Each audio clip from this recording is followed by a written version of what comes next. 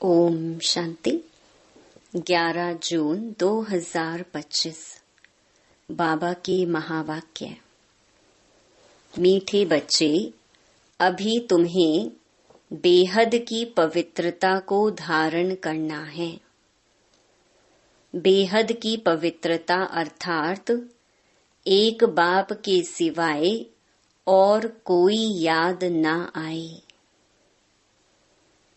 प्रश्न: बाप से वर्षा लेने के पहले का पुरुषार्थ और उसके बाद की स्थिति में क्या अंतर होता है? उत्तर: जब तुम बाप से वर्षा लेते हो तो देह के सब संबंधों को छोड़ एक बाप को याद करने का पुरुषार्थ करते हो, और जब वर्षा मिल जाता है तो बाप को ही भूल जाते हो। अभी वर्षा लेना है, इसलिए कोई से भी नया संबंध नहीं जोड़ना है, नहीं तो भूलने में मुसीबत होगी। सब कुछ भूल एक को याद करो तो वर्षा मिल जाएगा। गीत। ये वक्त जा रहा है। ओम शांति। मीठे मीठे रूहानी बच्चों प्रति बाप समझाते हैं, ज्ञानी और अज्ञानी किस किस को कहा जाता है। यह सिर्फ तुम ब्राह्मण ही जानते हो। ज्ञान है पढ़ाई जिससे तुम जान गए हो कि हम आत्मा हैं। वह परम पिता परमात्मा है। तुम जब वहां से मधुबन आते हो तो पहले जरूर अपने को आत्मा समझते हो। हम जाते हैं अपने बाप के पास। बाबा शिव बाबा को कहते हैं। शिव बाबा है प्रजापिता ब्रह्मा के तन में। वह भी बाबा हो गया। तुम घर से निकलते हो तो समझते हो हम बाप दादा के पास जाते हैं। तुम चिट्ठी में भी लिखते हो बाप दादा, शिव बाबा, ब्रह्मा दादा। हम बाबा के पास जाते हैं। बाबा कल्प कल्प हमसे मिलते हैं। बाबा हमको बेहद का वर्षा देते हैं, बेहद पवित्र बनाए। पवित्रता में हद और बेहद है। तुम पुरुषार्थ करते हो बेहद पवित्र सतो प्रधान बनने के लिए। नंबरवार तो होते ही हैं। बेहद पवित्र अर्थात सिवाय एक बेहद के बाप के और कोई की याद न आए। यह बाबा बहुत मीठा है। ऊंचते ऊंच भगवान है और बेहद का बाप है। सभी का बाप है। तुम बच्चों ने ही पहचाना है। बेहद का बाप सदैव भारत में ही आते हैं। आकर बेहद का सन्यास कराते हैं। सन्यास भी मुख्य है ना, जिसको वैराग्य कहा जाता है। बाप सारी पुरानी छीची दुनिया से वैराग्य दिलाते हैं। बच्चे, इनसे बुद्धि का योग हटा दो। इनका नाम ही है नरक, दुख धाम। खुद भी कहते रहते हैं। कोई मरते हैं तो कहते हैं स्वर्गवासी हुआ, तो नरक में था ना। अभी तुम समझते हो यह जो कहते हैं वह भी रॉन्ग है। बाप राइट बात बताते हैं स्वर्गवासी बनने के लिए। अभी ही पुरुषार्थ करना होता है। स्वर्गवासी बनने लिए भी सिवाय बाप के और कोई पुरुषार्थ करा न सके। तुम अभी पुरुषार्थ कर रहे हो 21 जन्मों के लिए स्वर्गवासी बने। बनाने वाला है बाप। उनको कहा ही जाता है हेवनली गॉड फादर। खुद आकर कहते हैं बच्चों, हम पहले तुमको शांति धाम ले जाऊंगा। मालिक है ना।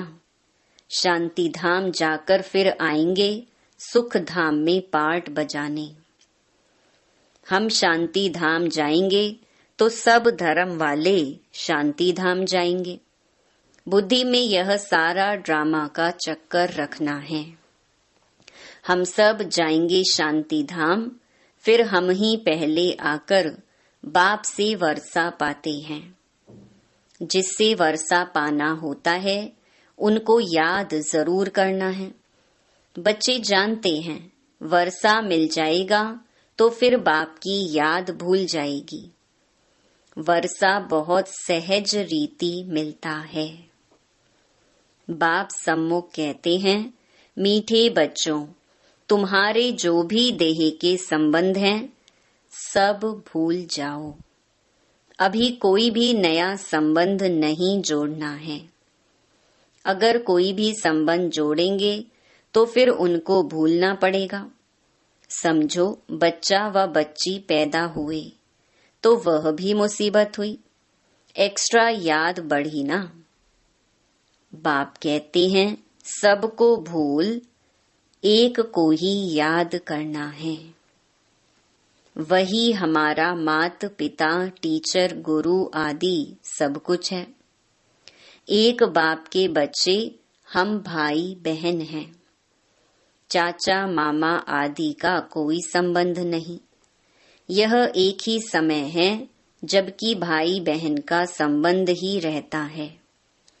ब्रह्मा के बच्चे शिव बाबा के बच्चे भी हैं तो पोत्रे पोत्रियां भी हैं। यह तो पक्का बुद्धि में याद आता है ना। नंबरवार पुरुषार्थ अनुसार स्वदर्शन चक्रधारी तुम बच्चे चलते फिरते बनते हो। तुम बच्चे इस समय चैतन्य लाइट हाउस हो। तुम्हारी एक आंख में मुक्ति धाम, दूसरी आंख में जीवन मुक्ति धाम है। वह लाइट हाउस जड़ होते हैं, तुम हो चैतन्य। तुम्हें ज्ञान का नेत्र मिला है। तुम ज्ञानवान बन सबको रास्ता दिखाते हो। बाप भी तुम्हें पढ़ा रहे हैं। तुम जानते हो यह दुख धाम है। हम अभी संगम पर हैं। बाकी सारी दुनिया कलयुग में है। संगम पर बाप बच्चों के साथ बैठ बात करते हैं और बच्चे ही यहाँ आते हैं। कोई कोई लिखते हैं बाबा फलाने को ले आवें। अच्छा है गुण उठाएगा, शायद तीर लग जाए। तो बाबा को भी रहम पड़ता है, हो सकता है कल्याण हो जाए।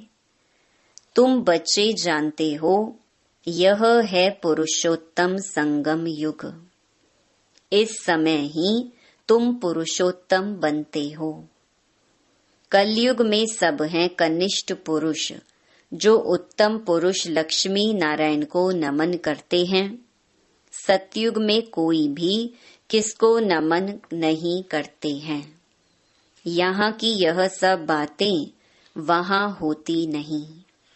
यह भी बाप समझाते हैं, अच्छी रीति बाप की याद में रह सर्विस करेंगे तो आगे चल तुमको साक्षात्कार भी होते रहेंगे। तुम कोई की भी भक्ति आदि नहीं करते हो। तुमको बाप सिर्फ पढ़ाते हैं। घर बैठे आपे ही साक्षात्कार आदि होते रहते हैं। बहुतों को ब्रह्मा का साक्षात्कार होता है। उनके साक्षात्कार के लिए कोई पुरुषार्थ नहीं करते।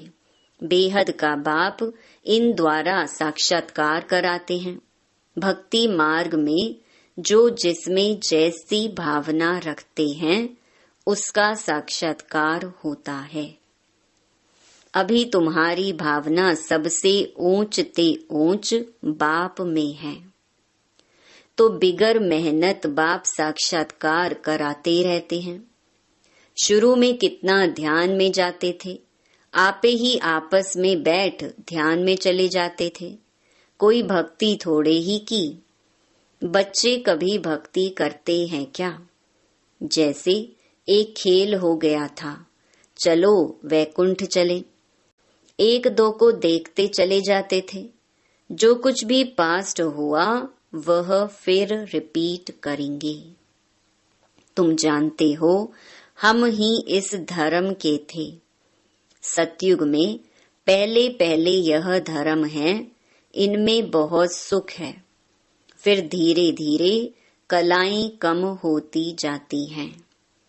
जो सुख नए मकान में होता है वह पुराने में नहीं। थोड़े समय के बाद वह भभका कम हो जाता है। स्वर्ग और नरक में तो बहुत फर्क है ना। कहाँ स्वर्ग, कहाँ यह नरक।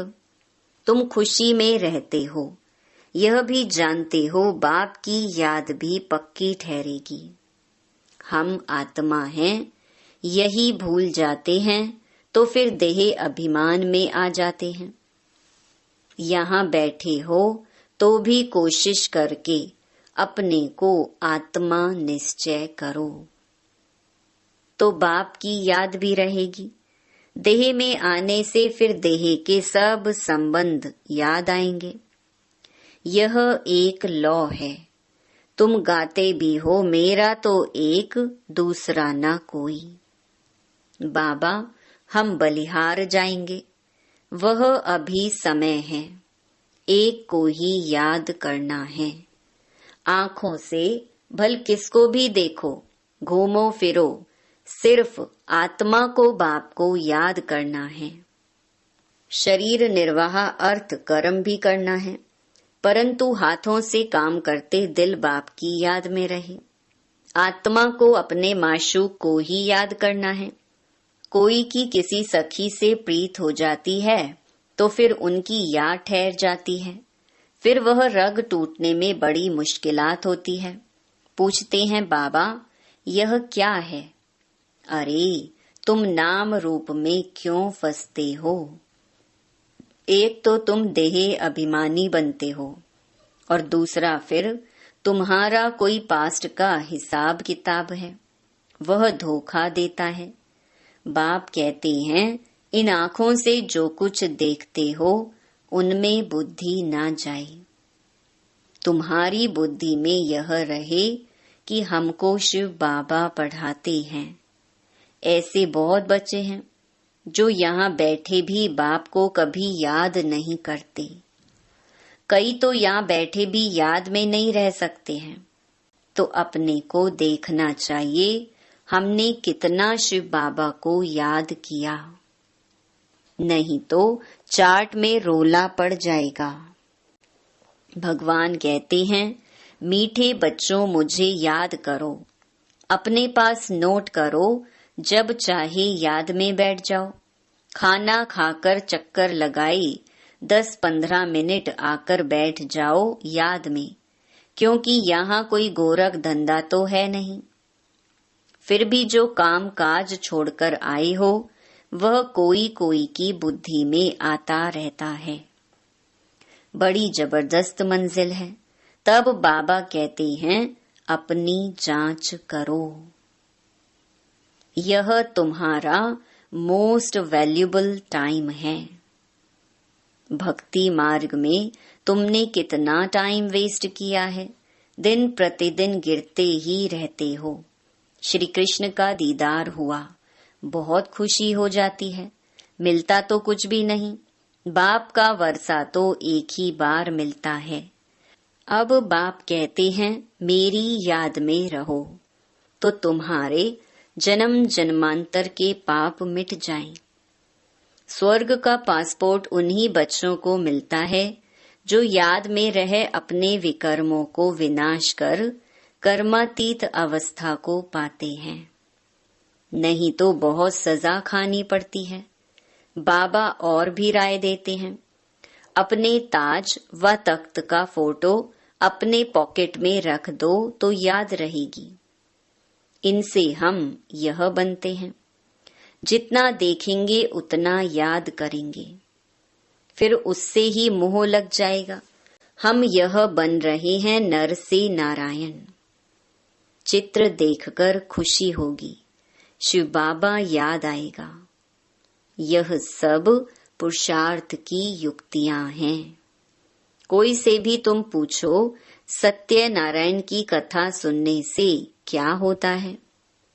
हमारा बाबा हमको सत्य नारायण की कथा सुना रहे हैं।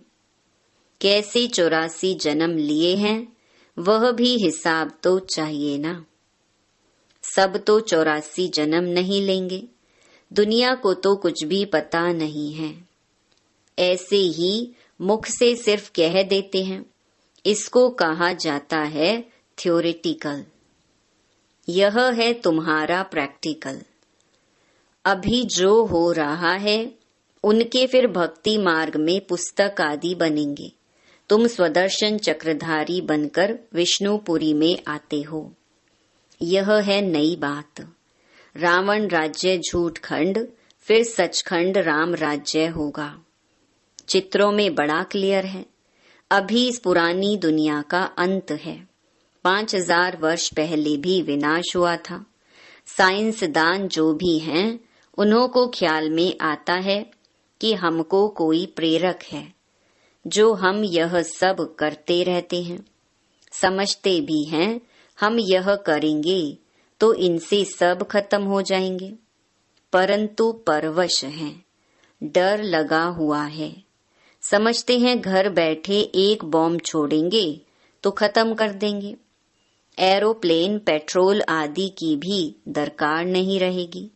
विनाश तो जरूर होना ही है। नई दुनिया सतयुग था। क्राइस्ट से 3000 वर्ष पहले स्वर्ग था। फिर अब स्वर्ग की स्थापना हो रही है। आगे चल समझेंगे। तुम जानते हो स्थापना जरूर होनी है, इसमें तो पाई का भी संशय नहीं। यह ड्रामा चलता रहता है। कल्प पहले मुहाफिक। ड्रामा जरूर पुरुषार्थ कराएगा। ऐसे भी नहीं जो ड्रामा में होगा सो होगा। पूछते हैं पुरुषार्थ बड़ा या प्रारब्ध बड़ी? पुरुषार्थ बड़ा, क्योंकि पुरुषार्थ की ही प्रारब्ध बनेगी। पुरुषार्थ बिगर कभी कोई रह ना सके। तुम पुरुषार्थ कर रहे हो ना। कहां कहां से बच्चे आते हैं, पुरुषार्थ करते हैं, कहते हैं बाबा हम भूल जाते हैं। अरे शिव बाबा तुमको कहते हैं मुझे याद करो। किसको कहा? मुझ आत्मा को कहा। बाप आत्माओं से ही बात करते हैं। शिव बाबा ही पतित पावन है। यह आत्मा भी उनसे सुनती है। तुम बच्चों को यह पक्का निश्चय रहना चाहिए कि बेहद का बाप हमको विश्व का मालिक बनाते हैं। वह है ऊंच ते ऊंच, प्यारे ते प्यारा बाप। भक्ति मार्ग में उनको ही याद करते थे। गाते भी हैं तुम्हारी गति मति न्यारी, तो जरूर मत दी थी। अब तुम्हारी बुद्धि में है इतने सब मनुष्य मात्र वापस घर जाएंगे। विचार करो कितनी आत्माएं हैं, सबका सिजरा है। सब आत्माएं फिर नंबर वार जाकर बैठेंगी। क्लास ट्रांसफर होता है तो नंबर वार बैठती है ना। तुम भी नंबर वार जाते हो। छोटी बिंदी आत्मा नंबर वार जाकर बैठेगी, फिर नंबर वार आएगी पार्ट में। यह है रुद्रमाला। बाप कहते हैं इतने करोड़ आत्माओं की मेरी माला है। ऊपर में मैं फूल हूँ। फिर पार्ट बजाने के लिए सब यहाँ ही आए हैं। यह ड्रामा बना हुआ है। कहा भी जाता है बना बनाया ड्रामा है। कैसे यह ड्रामा चलता है सो तुम जानते हो। सबको यही बताओ कि अपने को आत्मा समझ बाप को याद करो तो तुम्हारे विकर्म विनाश होंगे। फिर तुम चले जाएंगे। यह मेहनत है। सबको रास्ता बताना है, तुम्हारा फर्ज है। तुम कोई देहधारी में नहीं फंसाते हो। बाप तो कहते हैं मुझे याद करो तो पाप भस्म हो जाएंगे। बाप डायरेक्शन देते हैं सो तो करना पड़ेगा। पूछने की क्या बात। कैसे भी करके याद जरूर करो। इसमें बाबा क्या कृपा करेंगे? याद तुमको करना है, वर्षा तुमको लेना है। बाप स्वर्ग का रचयिता है तो जरूर स्वर्ग का वर्षा मिलेगा। अभी तुम जानते हो यह झाड़ पुराना हो गया है, इसलिए इस पुरानी दुनिया से वैराग्य है। इनको कहा जाता है बेहद का वैराग्य। वह हठ योगियों का है हद का वैराग्य। वह बेहद का वैराग्य सिखला न सके। बेहद के वैराग्य वाले फिर हद का कैसे सिखलाएंगे? अब बाप कहते हैं, सिकी लधे बच्चे, तुम भी कहते हो कितना सिकी लधा बाप है। 63 जन्म बाप को याद किया है, बस हमारा तो एक बाप दूसरा ना कोई। अच्छा, मीठे मीठे सिकी लधे बच्चों प्रति मात पिता बाप दादा का याद प्यार और गुड मॉर्निंग। रूहानी बाप की रूहानी बच्चों को नमस्ते। धारणा के लिए मुख्य सार। पहला, स्वर्ग में जाने का पासपोर्ट लेने के लिए बाप की याद से अपने विकर्मों को विनाश कर कर्मातीत अवस्था बनानी है। सजाओं से बचने का पुरुषार्थ करना है। दूसरा, ज्ञानवान बन सबको रास्ता बताना है। चैतन्य लाइट हाउस बनना है। एक आंख में शांति धाम, दूसरी आंख में सुख धाम रही। इस दुख धाम को भूल जाना है। वरदान, हर आत्मा को ऊंच उठाने की भावना से रिगार्ड देने वाले शुभ चिंतक भव।